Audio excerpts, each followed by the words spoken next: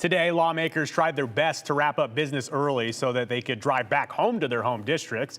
You can imagine the commute home to north or eastern Idaho likely won't be fun. Hope everybody made it home safe, but they tried to get out of there pretty quickly. But business-wise, there was one extended committee meeting that took center stage, and it sets up a major vote for next week. Lawmakers are weighing a proposed legislation that centers on fentanyl. House Bill 406 would create a new crime of trafficking in fentanyl for knowingly manufacturing, delivering, or possessing 4+ grams of various fentanyl-related substances. And the penalties would be mandatory minimum prison sentences of 3 to 10 years. The legislation would also create another new crime of drug-induced homicide. If someone violates the trafficking laws and provides controlled substances like fentanyl to someone who then dies as a result of taking the substance, the penalty would be life imprisonment. Lawmakers say that the concept is not meant to capture the personal users. It is intended to make it clear for the punishment that it's very serious here in Idaho for those who choose to manufacture, deliver, or bring into the state large amounts of fentanyl. Two very different perspectives, though, on the law. One camp thinks that this is a strong message to drug dealing operations to avoid Idaho or go to prison forever. The other camp, they understand that argument, but they worry that there are circumstances that could land people in serious trouble, people who are actually victims themselves.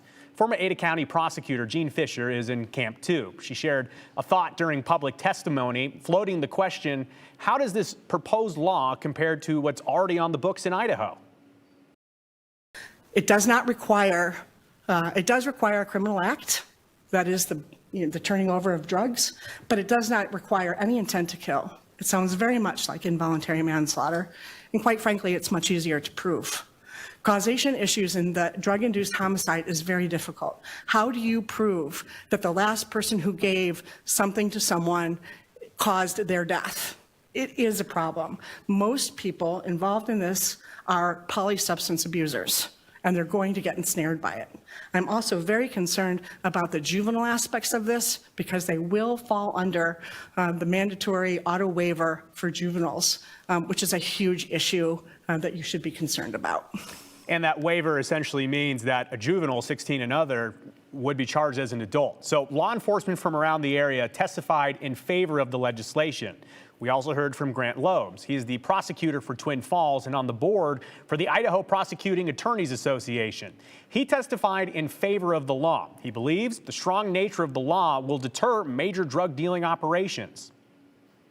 It's very difficult to answer every single tiny little what if this, what if that hypothetical, because everything is fact dependent. But the thing is that these kinds of mandatory minimums deter the people we want to deter. They deter the big dealers, they deter the cartels, because as I said, everything they do is business based. They don't want to go to prison for 10 years.